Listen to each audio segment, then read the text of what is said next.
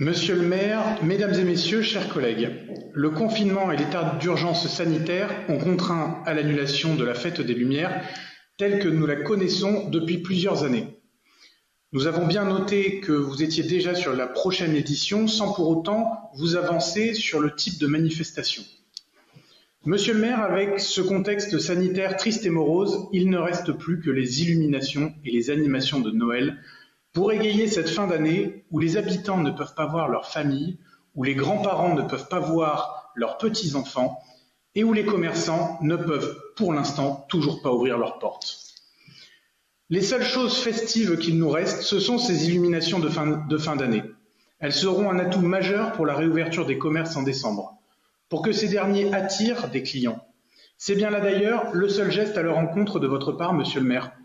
Aucune aide, aucun plan de relance, aucun dispositif pour sauver ces derniers. Enfin, vous avez quand même avec vos amis EELV et France Insoumise demandé dans une tribune de ne pas acheter sur des plateformes type Amazon. Je note d'ailleurs que les plateformes ne sont pas votre force si j'en crois l'échec de celle que vous avez essayé de lancer il y a quelques semaines et dont le succès est tel que personne ne l'utilise quand elle veut bien fonctionner. Et les commerçants d'ailleurs préfèrent vendre via des initiatives locales telles que le site dédié de MyPresqu'île par exemple. Il est vrai que ce matin, Madame Auger a annoncé l'exonération des frais de terrasse pour la période du confinement. Encore heureux. À la mairie du 2e arrondissement, nous avons décidé d'agir pour nos commerçants puisqu'un vaste plan d'aide a été lancé. Nous réutilisons le budget initialement prévu pour les vœux à destination de notre tissu commercial. Cette opération nous permet de faire la promotion du savoir-faire local, des commerces de proximité, et c'est aussi un petit coup de pouce supplémentaire pour ceux qui payent le plus cher le prix de la crise sanitaire. Nous avons également listé les commerces ouverts, ceux disponibles en click and collect, et nous les avons envoyés via une newsletter à nos habitants pour faire la promotion de ce commerce.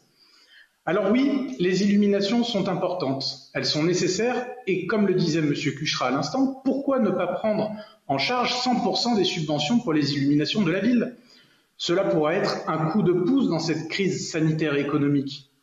Alors, si vous cherchez un moyen de financer ce dispositif, on peut vous suggérer de prendre sur l'enveloppe de 100 000 € donnée au Petit Bulletin, le journal dans lequel le chargé de mission de l'adjointe à la culture travaillait avant d'intégrer les effectifs de la ville de Lyon il y a quelques mois. Soyez proactifs, nos habitants aiment cette magie de Noël et aiment venir découvrir les illuminations. J'espère que l'ensemble de vos élus voteront pour cette délibération et qu'ils ne s'abstiendront pas comme lors du conseil du 3e arrondissement. En ces temps bien moroses, ne boudons pas un peu de réconfort qui peut être apporté aux Lyonnais. Une lueur d'espoir doit se dessiner au bout du tunnel que représente cette crise et c'est à nous, élus, d'y contribuer par tous les moyens à notre disposition. Je vous remercie.